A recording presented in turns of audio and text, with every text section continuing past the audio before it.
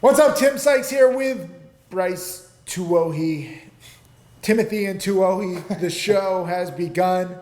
We're trading live. I've locked in roughly $8,000 today. Tuohy has made nothing.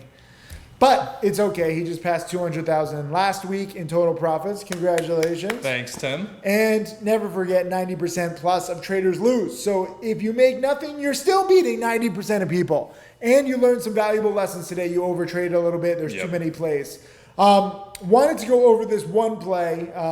If you actually click some links below, we're going to include some more videos from live trading today, just so you can get an idea of like what we're looking at. A lot of morning spikers, a lot of morning panickers. Right now we're filming this midday, so not much is happening. But in this next clip, you're going to see the morning panic on ALPP, which actually just went red just now.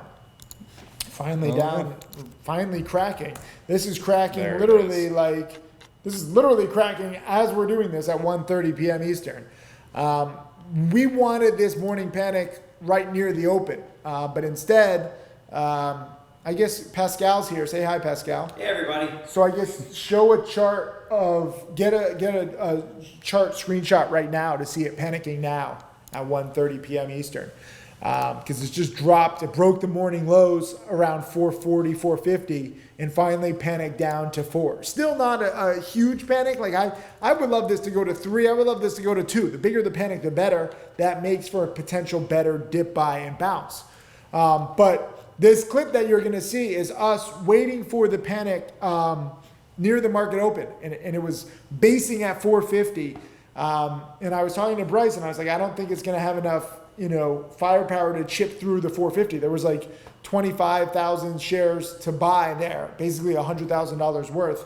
And it was chipping away at like 451 and then some at like 450.5, but it just couldn't get, there wasn't enough volume to like chip through it. I mean, the volume on the whole day now, 4 hours into the market, we're doing volume of 3 million. So I like more liquid stocks, because that way it can chip through, it can break through key levels. That creates more stop losses, that creates more volume, that creates more panic selling, that creates better potential bounces. What do you think? Yeah, that's the same way, especially with OTCs where, the fills are a little bit slower. You need them to be a little bit more liquid. And like you said, when you see all that support basing there, it's going to be harder for it to have that clean panic. Yeah. And sometimes that plan just doesn't work the way you want it to. Yeah. Got to accept it. No, it couldn't panic in the morning, so I didn't dip buy it. I mean, it would have been actually a decent dip buy from 450 to what? What did it go to on the bounce? 480. Yeah, I mean, so like it went from 450 to 480 in 3 minutes. So some of you guys are like, Tim, by the time you buy the stock, it's already spiked. Yeah, whether I buy the stock, whether I alert the stock, when your dip buying panics, I didn't even trade this one and it bounced so much in 3 minutes. So this is another thing where like I want the biggest panic possible, because then it was like 4 minutes where it jumped from 450 to 480, but that was the top. So you had to be in it and then out of it all in 4 minutes. If I'm typing out a buy and sell alert, I mean, that's like 4 minutes right there. So it's very quick. We just got the low just a few minutes ago as I started this video at 405, and now it's already bounced to 420. So I want gigantic panics where it doesn't just bounce and all the opportunity is gone in 3 or 4 minutes. The whole point of this is not just to make money, but like so that you can see this stuff in real time. Remember, I donate all my trading profits to charity. I want to show you the process. So if there's only a trade where the best entry is here and then the best exit here is the whole trade is like 3 minutes, it's very difficult to learn from that or see that in real time. Because I know most newbies, like you move slower, and I get it. These stocks are scary.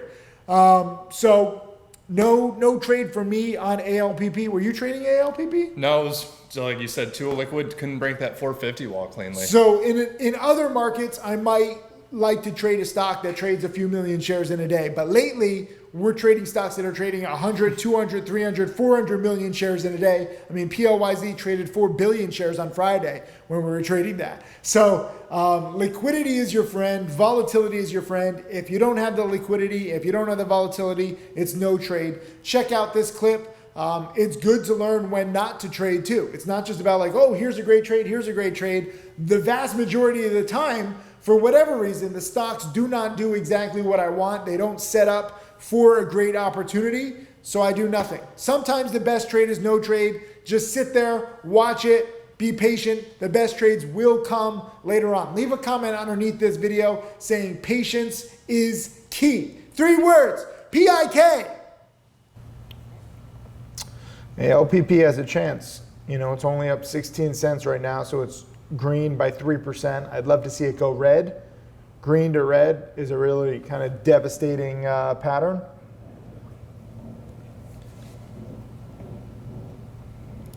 It's got to take out these buyers at 450. There's a lot of them. We'll find out in a second. Those key levels are always interesting to see how they act at key levels like that. So far, still holding 450.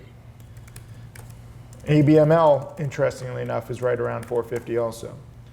ALPP looks like it's finding support at 451.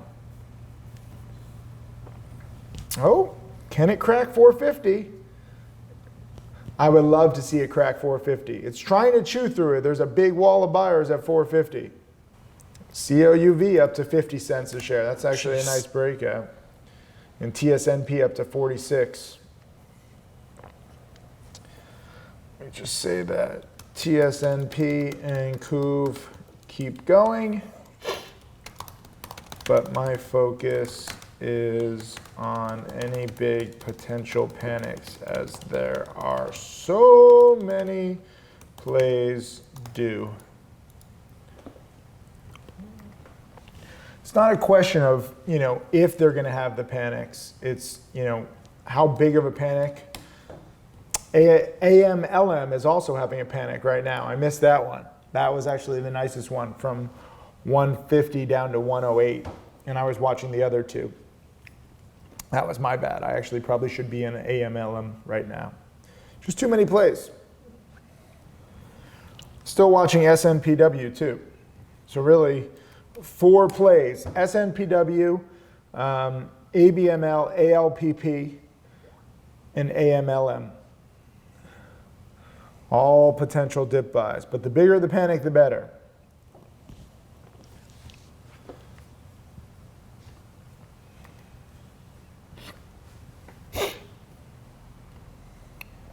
Really happy with my OZSC trade. Waited for the panic. Didn't chase it. Sold too soon, to be fair, but locked in 5 grand. Coulda, woulda, shoulda been 10 grand.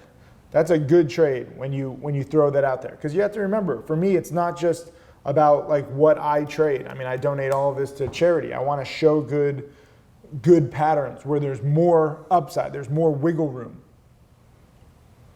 And that was OZSC to a T.